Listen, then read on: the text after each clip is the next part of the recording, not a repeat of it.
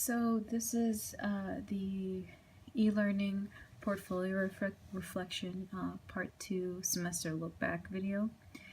I'm going to kind of talk about what design 2 helped me realize and what it made me understand when it comes to scholastically and professionally designing things.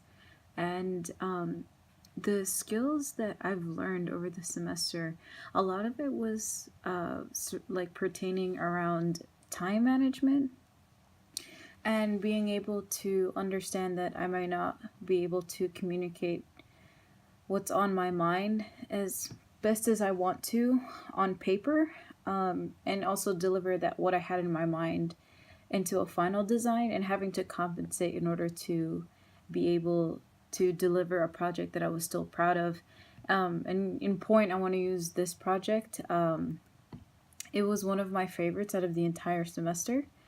And I realized I had enjoyed, doing this the most because I got to put a lot of myself into it, as well as be able to really, really like problem solve with this project. And I think that's another thing I learned big time, and I was able to apply it to my class this semester, was like problem solving, because we were working with such different mediums than like our design 1 class, which was a lot of paper based and electronic based like mediums. Here we were using like 3-dimensional mediums, such as like the cardboard project, which was a big theme I noticed.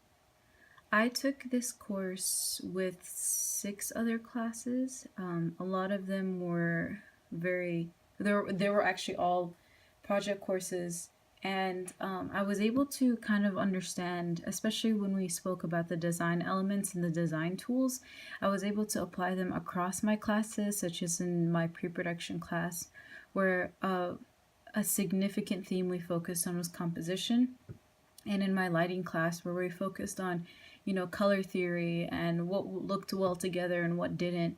A lot of these aesthetic things that I know that like originally came from my basis in design 1, but even in design 2, that problem solving and troubleshooting, which I learned, helps me in these other classes. The biggest challenge I had in this course was the type of medium we were using. I'm not very good with, I'm not very dexterous with my fingers and making things, such as like the wire sculpture. It was the most challenging thing I've ever done when it came to making things. I have never worked with wire. I never liked working with it when we were doing the project. I enjoyed the project, I think, the least out of everything that we did. But I did learn. Even though I didn't like it, I did learn a lot from it. But still, my goodness, I did not enjoy it whatsoever. What was also very difficult was the cardboard. It was weird because like we were, transforming it into a 3-dimensional object, as you can see here. But it was like we could draw on it, we could, cut it out like a normal piece of paper. It was just a lot thicker than normal. So it threw me off in the beginning, but I slowly came to enjoy it. I would definitely continue on working with cardboard. I think it's really cool. It gives a lot of texture and a lot of depth to 2-dimensional artwork. And also, I think the book sculpture, since I was over that picture, I'd probably continue, and I would actually redo a project like this, because the project I had turned in I was not super proud of. I wanted it to be more like a pop-up book, but it did not come across that way, unfortunately. But I would definitely go ahead and do another book sculpting thing. I thought it was really cool, and I liked a lot of the ideas I saw on the internet that I want to replicate.